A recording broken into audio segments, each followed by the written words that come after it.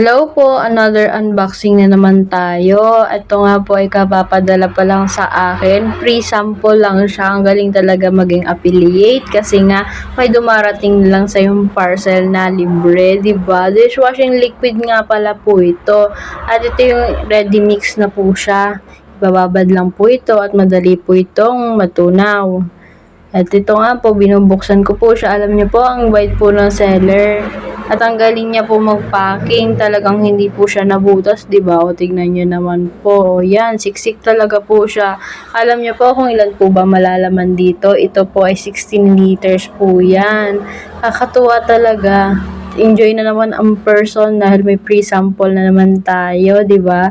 At ito nga, naghanda na nga ako ng timba at tubig. Magkukuha ako ng tubig diyan. Kung nakikita nyo nga po, isang 8 liters at 6 liters. Kasi yun lang naman ang nakakaya ng aking timba. So, ayan, isasalin ko na.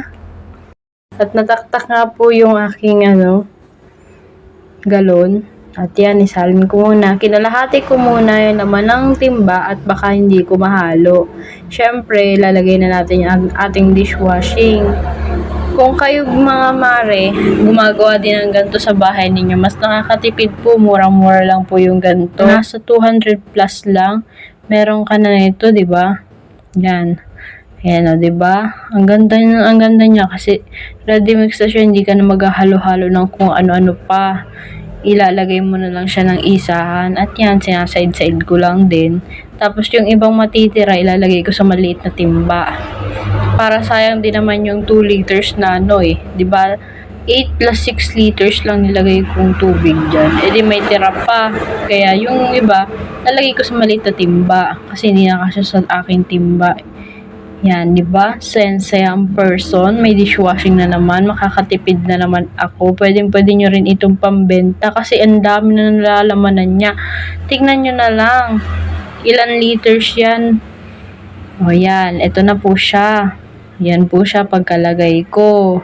Halo-haluin lang po natin ng mabuti para po siya ay matunaw. Yan, nahalo-halo lang po natin yan. Halo-halo, tapos ilalagdag ko po ulit yung kulang na tubig na nilagay ko.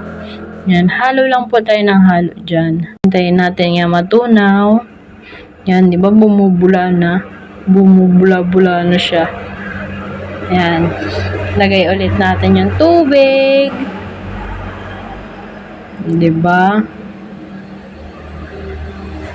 Saktuhan lang yung tubig ko diyan, kaya bale ang tubig ko na ilagay diyan ay 14 liters. Pagpasensyahan nyo na nga po palang mga tunog na maingay dito at tabing kalsada kami.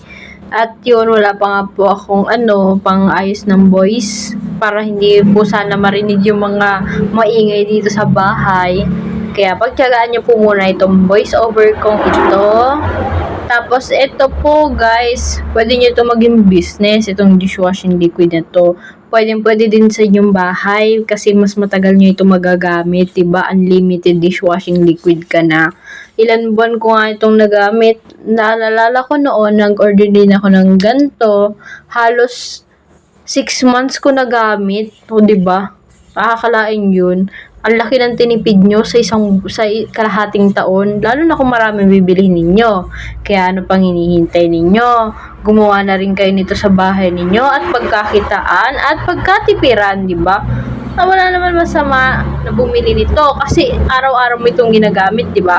Hindi ka naman pwedeng maghugas lang ng plato walang dishwashing. Kaya ano pang ginagawa nyo guys? Orderin nyo na rin yung mga ganito. Magawa na rin kayo ninyo sa bahay ninyo. At yan, ito nga po yung maliit timba, di ba? Sulit na sulit, di ba? Oo, sana all na lang. Kayo rin ay gumawa rin.